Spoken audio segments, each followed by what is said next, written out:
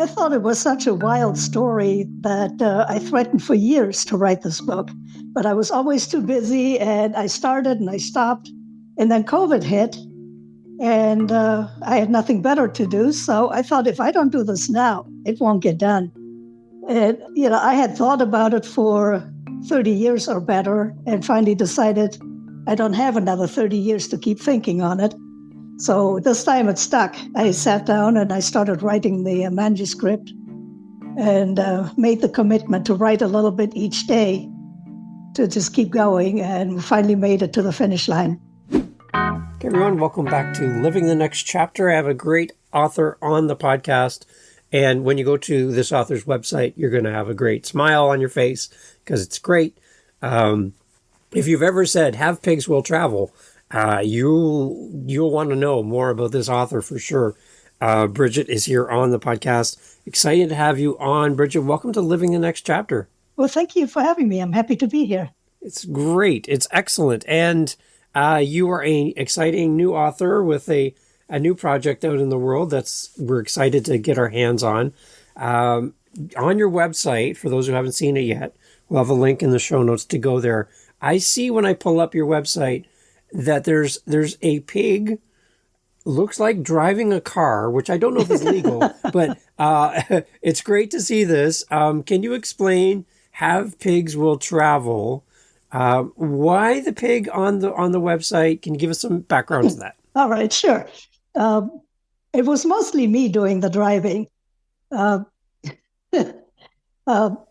first 20 years of my working career, I spent as a pig farmer, first working for somebody else and then having my own farm. And I produced breeding stock. So they hit the road when they were old enough to become breeding stock.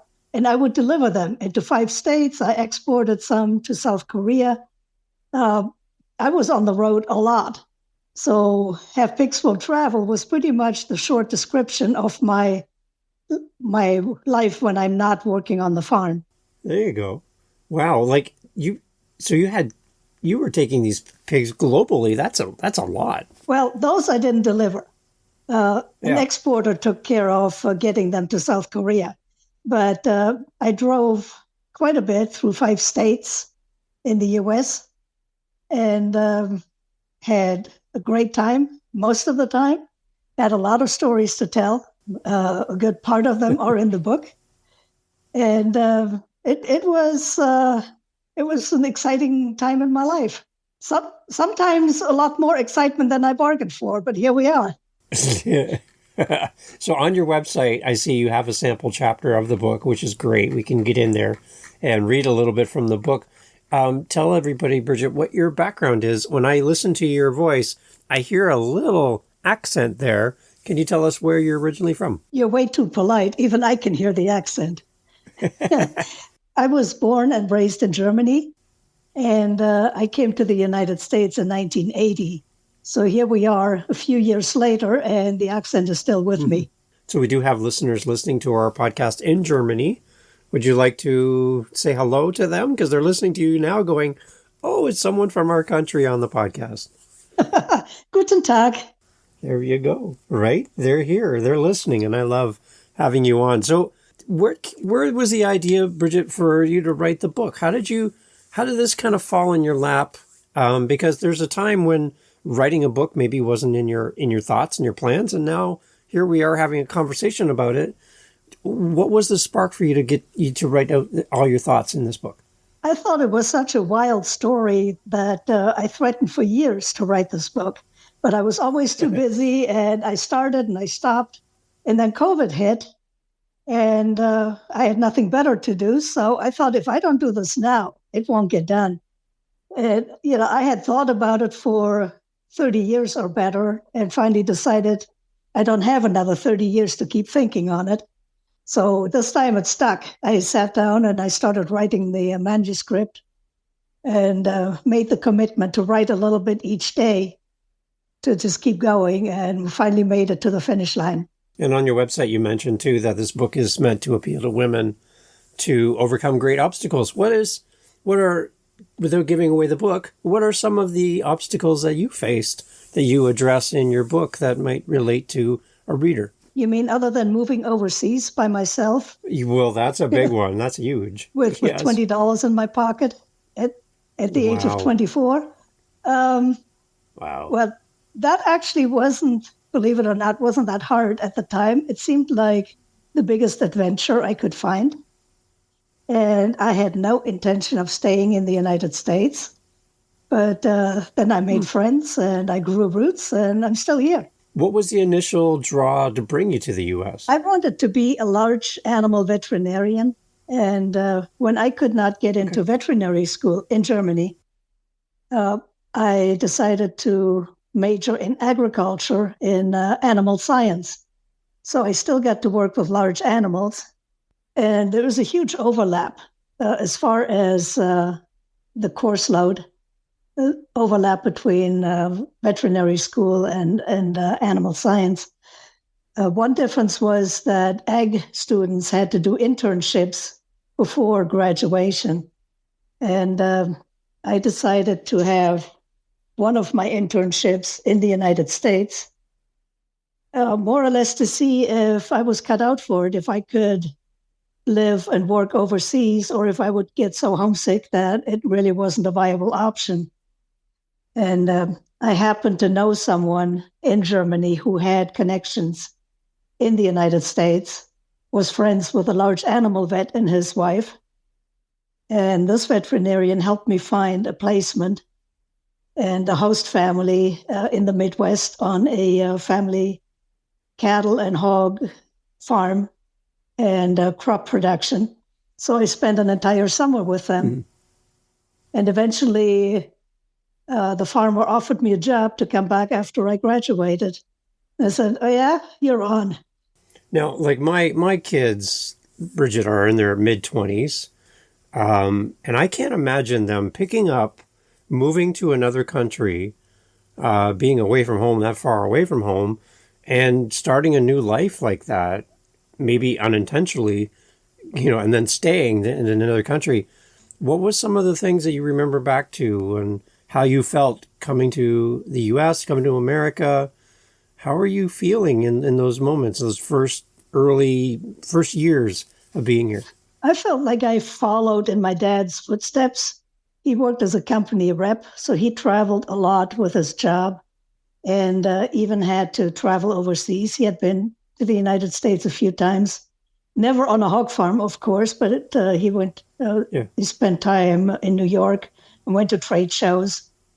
And my mother was a stay-at-home mom, which wasn't anywhere near as exciting. So I never quite got the message that girls didn't do that sort of thing. And I was always close to my dad and I said, "All right, hold my beer. I can do this too."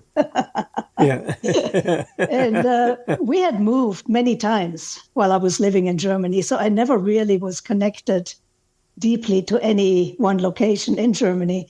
And I didn't feel like I was leaving a lot behind.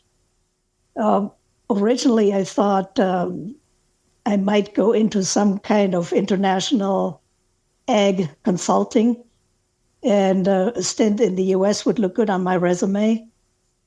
So, by not making it permanent, at least not in my mind originally, it was a rather easy decision. And then what did your family think of you picking up and moving to another country and being so far away from home? They were just rolling their eyes. Look at what she's doing. So oh, no. They knew that there was no point in stopping me. And they, too, didn't know that it was going to be permanent. None of us did. And it just worked out that way. So they came to visit a time or two and still were shaking their heads when they left. But, kids, there's no stopping them if they decide to do something. And then as far as, learning English, were you fluent in English when you were living in Germany, or did you have to learn a new language as well on top of moving? Well, the German school system is quite different. And we had to have foreign languages in order to graduate from high school. So I had 5 years of English under my belt, but it was the Queen's English. And I very quickly learned that they did not speak the Queen's English in the United States. So I landed in Detroit and couldn't understand a single word. Just listening to people around me, and I said, oh man, 3-4 months of this. And I had an overnight layover. So in the morning, I found a diner, and they were prepared for international travelers. You could just point at pictures and order breakfast. I said, yeah, maybe it'll work out after all. So you said you met some people and you're like, I think I found new roots, new community. Who were some of those early people that you met when you first came to the U.S. that are still people that you look back fondly on and go, oh, those people were the best to meet? Yes. The large animal vet and his wife, they didn't have any children of their own. The wife tucked me under her wing like a mother hen and very much looked after me. And that was great. He took me to different farms when he did farm calls. And people in my own age, there was a husband and wife team on a neighboring hog farm. They were roughly my age, and we're still friends to this day. The veterinarian and his wife have passed on, but we were friends for as long as they were around. So, yep, there are good people everywhere. How did it change you coming to the U.S. and, again, being away from home? How were you different in this whole story? Had you stayed in Germany and pursued life there, things would have been much different. What did being a traveler of the world and being in the U.S., how did it shape your future? That's a good question. Probably gave me a lot more confidence, doing this once and seeing that I could do it. Yeah. And no matter how long you live in a new country, you never totally lose your view of an immigrant. So the changes or the differences between the two countries, culturally, politically, food, anything. Those changes or those differences, you notice them, every day, no matter how long you're here. Yeah. And I think, too, the other part would be how disconnected we are back in the older days for those listening. And they're like, wait, there was no cell phones and internet and Instagram. No, there was a time when you wouldn't have access to your family 24 hours a day. So it was a different time, too, right? Absolutely. It was letters, snail mail, which took roughly 6 weeks, 5 if you were lucky. Doing phone calls were $1 a minute. Unless you stayed up until midnight, between midnight and 2 a.m., they were like, oh no, I take that back, it's $1.10 per minute. And between midnight and 2 a.m., you could call for $1 per minute. And it was operator assisted. You could not dial direct. So, things have changed considerably. And that makes it even more challenging to come and be here without connections to home, where students today can still reach out to mom and dad and get money wired to them, and everything seems a little bit easier today than it was back then. And I just think that adds another level to your story. I think that people need to appreciate how difficult it was to be that far away from home and so disconnected. Yeah, but keep in mind, we didn't know any better. There was nothing to compare it to. Yeah. And, it just had a lot more attraction to me than staying in Germany and leading an everyday life that had no excitement. What I did was the biggest challenge I could find, and I never regretted it, not one day. Amazing. So take us through a little bit about the book. Take us through, as a reader, what we're going to find as we pick up our copy of the book. What is your big dream, your big hope for a reader as they read through the pages? What is your message to them as they buy the book? I want to encourage people to think big, give themselves permission to think big and reach for the stars. You don't need anybody else's permission when you're young and independent and not tied down. And approval will come in time when you do okay, but you have to give yourself permission. And if there are obstacles, there may be ways around it. There almost always are. And I channeled Mr. Rogers a lot of Sesame Street. Look for the helpers. Anytime it got difficult, there was a helper somewhere. Someone who lent a hand, someone to encourage me or to at least tolerate the foolishness that I had gotten myself into, as they saw it. A lot of people thought that was a good joke, and eventually I would get over it. But they did not actively stand in my way, although there were plenty of people who did that. I'm excited for the book. For the authors that are listening, they're on the journey of writing. The idea of having a published book to talk about on a podcast seems like a dream. Like it's forever from now. It'll take me forever to get to this part. And here you are talking about your book. What is your words of encouragement to an author listening to the podcast? How can we encourage them to move forward with writing their story? Stay with it. Treat it like another job. Your main job, if you can, or your second job. But carve out some time, even if it's 15 or 20 minutes, and do something, anything, every day, so you don't lose momentum. Because whenever I took time off because life got in the way, I'll just take a day. Well, maybe two. Before I knew it, it was 2 weeks later, and I had to start all over again. And, starting up again from a dead stop is considerably harder than just putting in 10, 15 minutes every day. Yeah, I think that's the hardest thing, is just staying with it, being persistent, continuing the journey, even on those days when you don't feel motivated to write or you don't feel inspired in the moment, is just keep moving forward towards your goal. I see too on your website as well that you have a passion for rescue animals and everything as well. Your whole life seems to be revolving around the care and loving and supporting these animals. Why are animals so important to you? Does that go back to your early childhood? What was that connection with animals? I was never allowed to have a pet growing up. And, but I always loved animals, and I was taking other people's dogs for a walk and volunteered at a zoo, cleaning out stables, anything to get closer to animals. Earned my first riding lessons by mucking out horse stalls. Animals are much easier to be around than people sometimes. To this day, right now, I'm down to one rescue cat, but he's a lot of cat, and he's on the website too. Big personality, and life is definitely easier if we do things Leo's way. Resistance is futile. We'll end up doing it his way anyhow, so, don't even fight it. I see Leo on the website. Yeah, it's a beautiful cat. Resistance is futile. I love that. That's great. That's really good.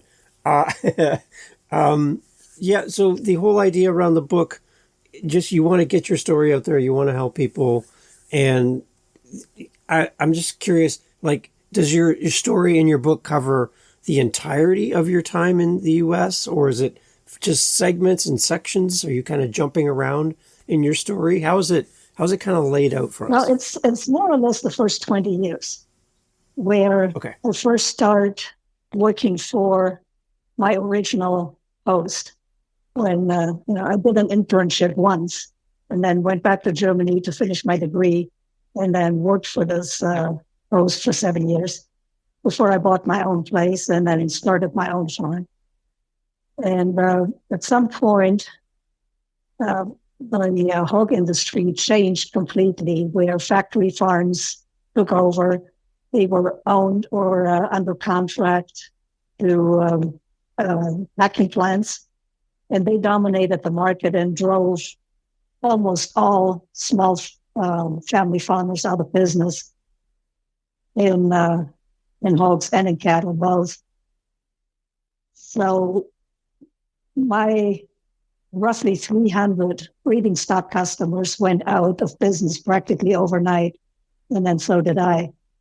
If it costs you 45 cents per pound to produce market hogs, and the packing industry is primarily using the animals that were raised under their name, and it pays us 8 cents per pound, it doesn't take very long to drive everybody out of business. And at that point, I had to close my doors too and do a midlife career change. The book more or less ends at that point, just with an outline of what the next 20 years were like. I had to do an encore career and became a certified financial planner and investment advisor. And eventually, the last few years of my working life, worked for a company who needed a certified financial planner with a farm background to help their farmer customers with estate planning and business planning, transition planning to the next generation. And I thought they just wrote that job description for me.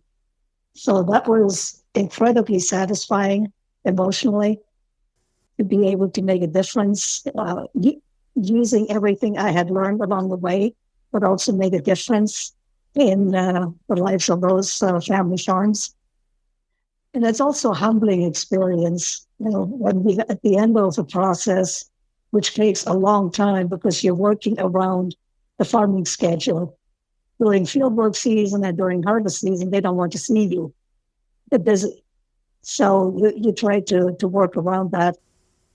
And it can take a few years to finish a plan for a farm family. But in the end, some salt of the earth, grizzled farmer takes the glasses off, the ice get wet, and he said, thank you. I was so worried about those. And now I can see a path forward, and now I can sleep, and it doesn't keep me up at night. And that's a humbling experience. And what better person to have at the kitchen table sitting down with a farmer as they contemplate the future of their farm, to have somebody like you who has lived it, breathed it. You've had the early mornings and long days. You know what it's like to care for animals and to sit there and help a farmer plan out their future. Like, you're the perfect person for that. That's amazing.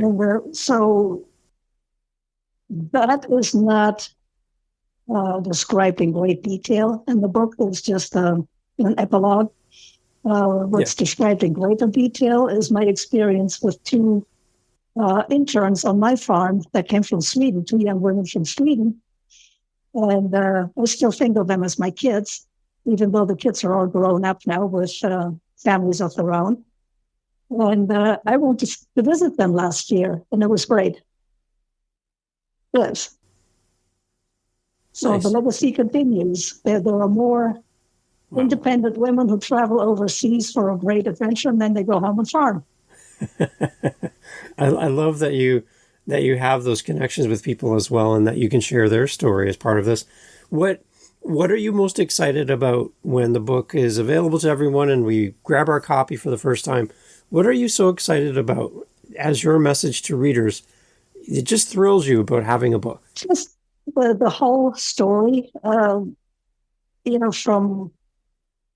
life being an adventure to resilience, having to reinvent myself, and just sharing a whole story with people is encouragement. And when I had to close down my farm that I had built from scratch, those were really hard times. And if I had a book like that available to me, that would have helped. And I know that people go through ups and downs in their lives, and none of us get out of this life without having adversity along the way. So I always thought it helped to know that there is another day, and you can reinvent yourself. Yeah, especially in the moment when it's something that's happening to you and you have no control over it, and you see one part of what you identify with and who you are, kind of that piece you're not able to pursue that anymore in the same way, and how you have to switch gears now and go towards something new. I don't get the sense from you that trying something new is scary to you, coming from Germany to the US and all the things you've done. But there's a kind of a mourning period, a sadness, when one part of your life and what you love, you can't do anymore. So your book kind of helps walk us through that as well, right? Yeah. Yeah. Because you would not have the opportunity, again, reading ahead, to sit at the table with that farmer and help them in their journey financially, had you not had all those other pieces of your story line up to get you to that spot. Right. If somebody had told me that on day one or year one of my tenure in the United States, that this would be the ultimate outcome, I think I would have fainted. Right. It's not even in the books, not even in the plans, right? Not even close, no. But that's the nice thing. I think when we look in the rearview mirror of our life, things make more sense. It's like, oh, I understand why A, B, and C happened, because now I get to do this. And had I not followed that path, I might not be in the perfect spot for the next thing. And the name of my show is Living the Next Chapter. So you are a great illustration of living your next chapter, in that you followed the path and it led you to where you are. It's a great story. Absolutely. And sometimes it's startling to think that one phone call can change the course of someone's life. Answering that phone or not. Being open to whatever happens next or not. Things were very, very difficult. I had made a bad hire on the farm. Someone came with good recommendations and really was not a good hire. And just as I had to part with that employee, I was sitting in my office licking my wounds, and the phone rings. And someone with what I thought was a fake Swedish accent was asking if perhaps I might be interested in a new employee. And I thought somebody was playing a terrible prank on me. And that was the beginning of my first one and then two interns from Sweden, which was a great experience for both sides. One phone call. And I came ever so close to telling that prankster what I thought of that and hanging up. Thank God I didn't. I still shudder when I think about that. Yeah. Again, being in the right place, the right time, being the right person. It's amazing. I love it. What's a message to our farming community that's listening to the podcast? Brigitte, what do we say to them, these hardworking people that don't get enough credit for all the amazing things they do, caring for these animals and doing what they do for us every day? If you take away the farmers, you take away the food, and you take away everything that we need. So I just think we need to celebrate them more. How do we encourage farmers to keep doing what they do for us every day? It has definitely changed a lot in the last 20, 25 years. And it is more high-tech. It has become even bigger than it was back then. You need more acreage, more machinery. It's more money intensive. So change is constant. And farmers today are really good at what they're doing, or they wouldn't be here anymore. As farmers, they were doing something else. But change can also be your friend. The internet can be your friend. Back when I had to close down my farm, the internet was just beginning. But there was no farm-to-table community. There was no agritourism community. You're marketing your animals privately was only possible on a very, very small scale. You sold a hog to your neighbor, but you could not market enough animals to make a living. The infrastructure wasn't there, but today it is. Farmers markets were practically unknown back then. On rare occasions, you could see a farmer's market, maybe selling peaches in the summer, but not pre-ordering meat or poultry and then delivering during farmer's market. So the internet can help a lot. Yeah. It also helps farmers get connected. There was always a farming community, but now outreach goes much further and it's much easier than it was back then. So adapting Yeah. to change and embracing change is pretty much the only way a person can go forward, but that's not exclusive to farming. So, Bridget, the book, is it the book out now or is it coming out soon? It is not out yet, but we're getting closer. So Okay, I'm hopeful that good. it will come out this year. I don't have an exact date yet. But we can watch the website for more information around the launch of the book and the Yes. release date. Everything is on the website, right? Excellent. Can you take us, what's the name of your website and what do we see besides a beautiful picture of Leo? What else can we see on the website? The website is brigittefranzen.com. Okay. And what you see on the website is my smiling face on the landing page. Of course. Yes. The pig behind the wheel.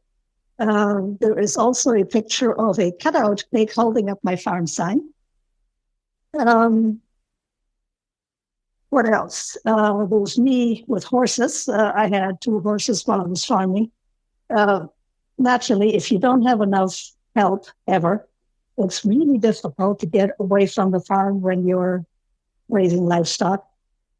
So having horses at home, not only are they good company and they're nice to look at, but I could always put a saddle on them and go trail riding close to home or take riding lessons, and then be back home in time for evening chores. So horses were part of the deal. It's good. And I see you have a blog here on your website as well. And Yes, that's Leo's blog. And it's time for an update. Yeah. Yes. I love it. So, Brigitte, it's so great to have you on the podcast. And I just want to thank you for making time to do this. As we kind of wrap up, one thing I was going to ask you is if you were able to meet yourself on the farm, you're the farmer, and you show up, this girl shows up fresh from Germany onto your farm for the first day, how would you welcome them? How would you acclimatize them to being a farmer? What are some of the key things that you think would be successful to hear now in hindsight, looking back to you arriving in the U.S.? What are some of those beginning lessons you teach a new person on your farm so they would be successful with these animals? Ask a lot of questions. Learn American slang and learn it quickly. One of my first jobs was supervising teenage boys that were working on my host farm. And they very quickly figured out if they couldn't understand me, they wouldn't have to do what I told them to do. And in self-preservation, I also had to learn to understand them and just roll with it. It's going to be okay. Have fun and learn a lot and take in all the experiences and go with the flow. It's amazing. I love it.